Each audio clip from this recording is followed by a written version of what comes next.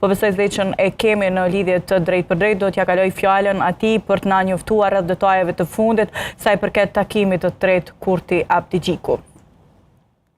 Përshëndetje përdita për ty dhe gjithë shikuesit e kanalit, sapo ka përfunduar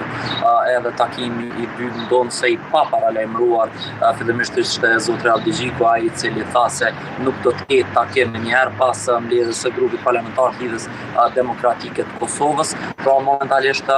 ka përfunduar takim që nisi në ora 16 pa ndonjë paralajmërim konkret rreth këtij takimi. Krejt kjo edhe pasi u mbledh grupi parlamentar i Lidhjes Demokratike të Kosovës, ku pati edhe deklarata nga deputetët e Lidhjes Demokratike të Kosovës, të cilët e patën të qartë gjithë situatën dhe takimet me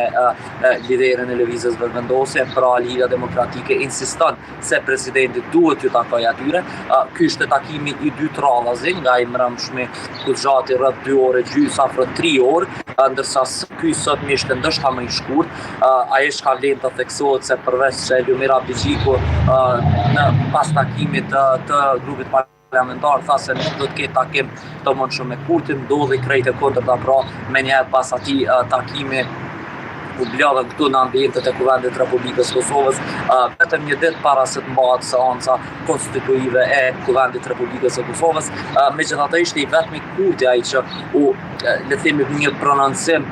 kalimthi, nëse mund ta quajmë ashtu, duke thënë se nuk ka lajm, pra nuk ka lajm dhe nuk ka marrëveshje, duke lejuar rreth marrëveshjes me Lidhjen Demokratike të Kosovës. Nuk dihet nëse ky është takimi i fundit afërdita, do të presim edhe nesër pas seancës, apo do të ketë një takim të mundshëm para seancës konstituive. Kujtojmë se seanca do të bëhet në ora 10 dhe mund të kemi edhe një takim të mundshëm para orës 10, megjithatë gjë nuk ka zyrtare. Ne do të qëndrojmë këtu për të parë nëse do të ketë lëvizje të tjera me ato informacione të sigurta se përveç zotrit Kurti që u largua nga seanca nga ambientet e Kuvendit të Kosovës, edhe Lumir Abdigjiku është larguar ani pse fshehu razim e mediave, pra nuk doli nga dy hymbjet kryesore, por doli nga hymja e presidencës, ku